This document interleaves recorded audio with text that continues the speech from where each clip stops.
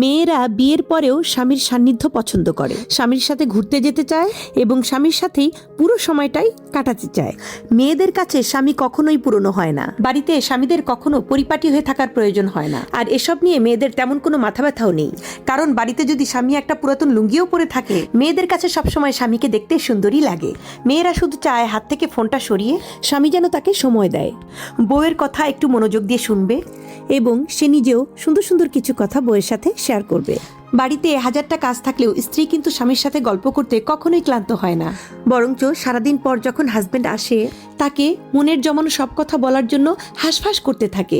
মেয়েরা শুয়ে পড়লেই কিন্তু ঘুম চলে আসে না, বরঞ্চ ঘুমন্ত স্বামীর দিকে চাতক পাখির মতো ঘন্টার পর ঘন্টা চেয়ে থাকতে পছন্দ করে।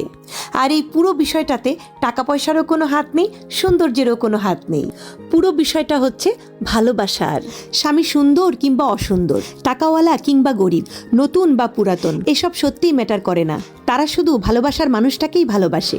অথচ পুরুষ মানুষের কাছে কিন্তু ব্যাপারটা উল্টো। তাদের কাছে বউ পুরনো হয়, বউকে ভালো লাগে না, বউয়ের কথা মাঝে মাঝে তাদের কাছে ঘ্যান ঘ্যান মনে হয়। বাইরের নারীদের তারা যতটুকু গুরুত্ব দেয়, ততটুকু গুরুত্ব যদি তারা স্ত্রীদেরকে দিত, তাহলে কিন্তু স্ত্রীদের মানসিক শান্তির কোনো অভাব হতো না।